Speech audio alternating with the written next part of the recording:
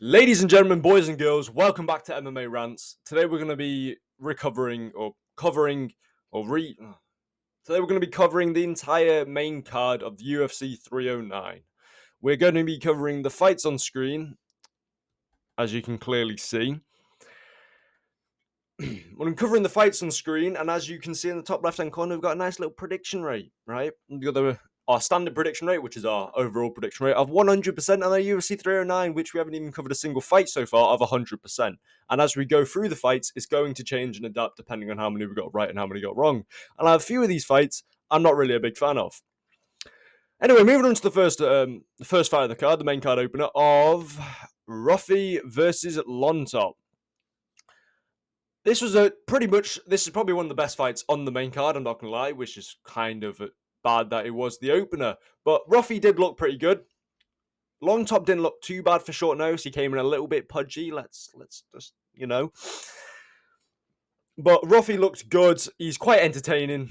Very entertaining, but he's going to get caught eventually. He won the fight. My prediction was Ruffy by TKO. It was a decision. He should have really got a TKO. Let's be real here. But Long Top does have a pretty good chin. So Ruffy was entertaining as usual, fighting nerds, but he might get caught up against anyone inside the top 10. So he's a good prospect for lightweight, but Lontop's probably going to get cut from the UFC. He's 0-3, so that usually means you get cut at this point. So and it's quite sad because he's actually a very good fighter. So what can you do? But we'll move on to the next fight, which I've got quite a lot to say about, and that is Karine Silva versus Viviane Araujo. Now, I got this prediction wrong, as you can clearly see. My prediction rate has plummeted for UFC 309, and my normal prediction rate has gone down to 87.5. This was an absolute disgrace. The fact this fight was even on a main card of a pay-per-view is criminal. People pay. They pay pay-per-view. Right? That's a terrible impression, but you get what I'm trying to say. Why was this ever on the main card? I had a rant about this during my prediction video. This should have never been on the card to begin with. The first fight, the first round of the fight, these two are swinging at each other, but not swinging in like, they're scrapping type way. They are swinging as in 14-year-old boys having a school fight swinging. Neither of them are landing. There's no technique at all. I think I zoned out half the round because it was terrible. I believe Silva, it was Silva, landed a big hit at the end of round one. Big hit, at the end of round one. And that basically just won the round. Moving into the second round is mainly grappling, right? But the fact that these two aren't doing that, it's a close grappling round and they're both going for submissions with 10 seconds left. You're on top position. If you just start raining down elbows, you win the round on damage. But no, we want to try and go for a submission. You're not going to submit someone with 16 seconds left. That never happens. If you just start raining down damage, you win the round. You go into third, you restart, right? Going to the third round, Silva starts pulling guard. And she did it about 3 times on a main event of a pay-per-view. At Madison Square Garden, you're pulling guard 3 times. It's honestly atrocious. It should have never been on the main card. I got it wrong. I said Silva by decision. It wasn't. It was Araujo by decision. I don't even know that's a name. I don't really care. They both should be cut from the UFC. Don't care if they're ranked. Get them out. Complete disgrace to the sport of MMA. Moving on to the next fight in Bo Nickel versus Paul Craig. Now, I got this one correct. I said Bo Nickel by submission. It was a decision. He really should have beaten him. Bo Nickel has no hype. His hype's just been derailed.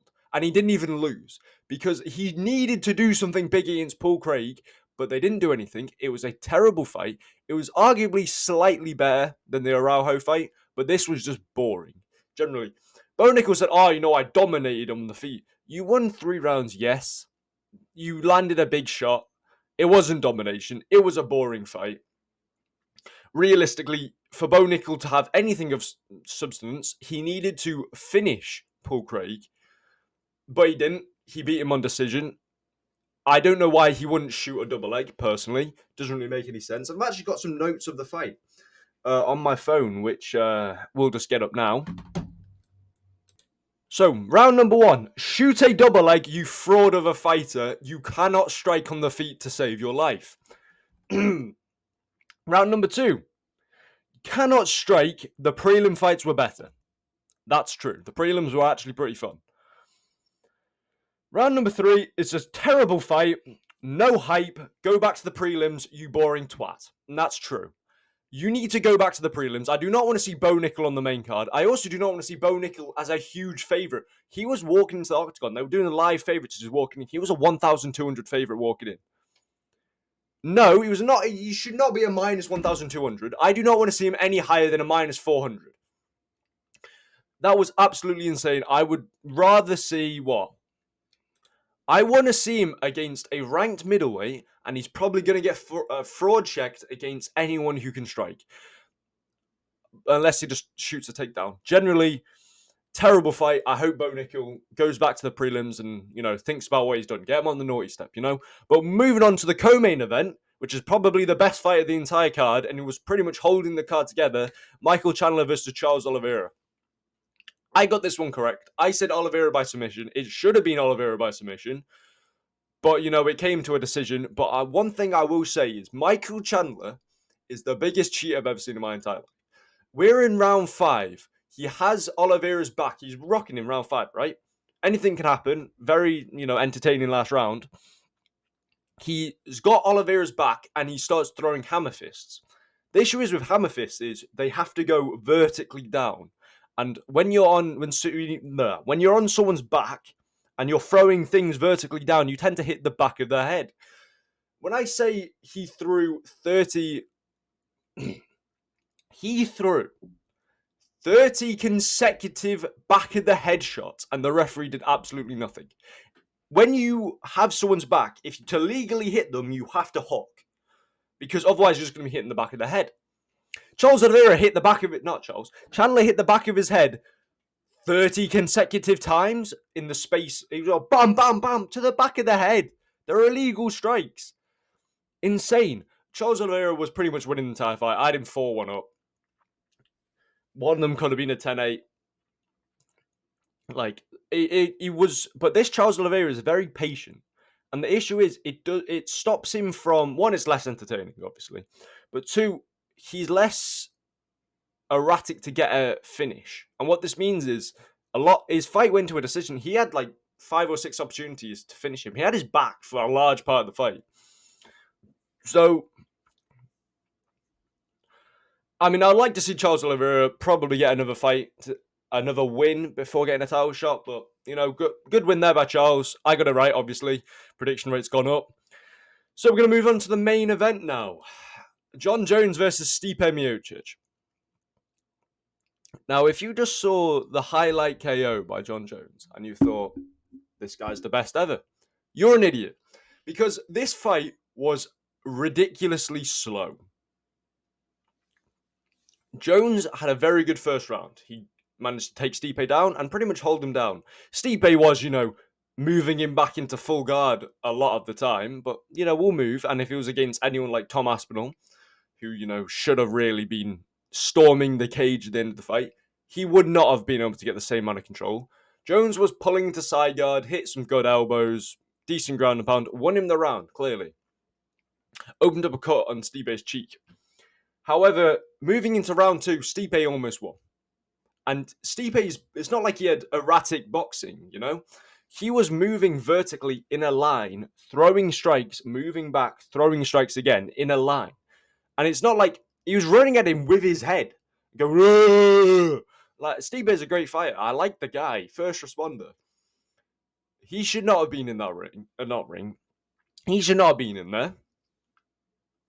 And the fact that it took Jon Jones nearly 4 rounds to finish Stipe Miocic. Well, he almost took him to round number 4. This was absolutely ridiculous from Jones. My prediction was Jon Jones by decision. That was my official prediction. I was considering between a submission in round 2 or a decision.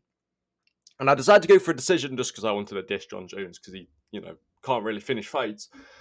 It was actually looking like it could have gone to a decision. They were both old. Stipe was plodding about. Jones was also plodding about, but he was slightly quicker than Stipe. And Jon Jones loses to Aspinall if he performs like that again. I think he loses to Francis. I think if he can't finish Pereira on the ground, I think he loses to Alex Pereira. he doesn't look like a good fighter anymore. He looks slow. If he went in there and he just ragdolled Stipe and finished him in the first, then yeah, great fighter. But he's slow. They're both slow fighters.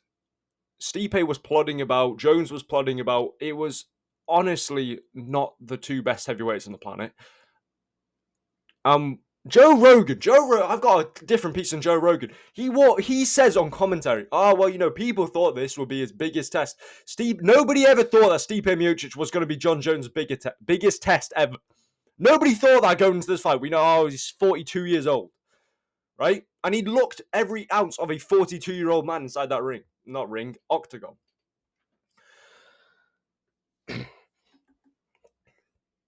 He then gets on the mic with John Jones and says, great performance. What's next for you? Well, we've got Alex Pereira. He says Alex's name before Tom. Tom is a defending interim champ. He's in the bloody arena. They're like, yeah. He should have stormed the cage. UFC obviously didn't allow him because why would they? Why would they want to hurt their little golden goose, or should I say duck, John Jones? That really riled me up there. But, good win by Jones. Great finish, don't get me wrong. Terrible performance from both fighters.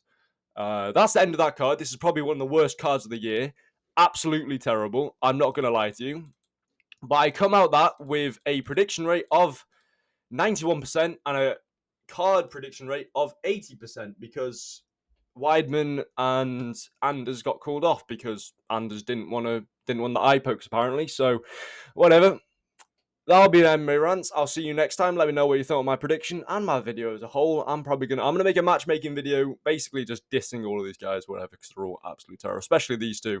These should both go to PFL after that performance. So doesn't really matter. Stipe retires and he doesn't get a bloody. That's another thing. Joe Rogan, you cried at Carla Esparza's retirement, but Stipe Miocic is retiring, and you give him what, a minute on the mic, and then so that's Stipe Miocic, everyone, yeah.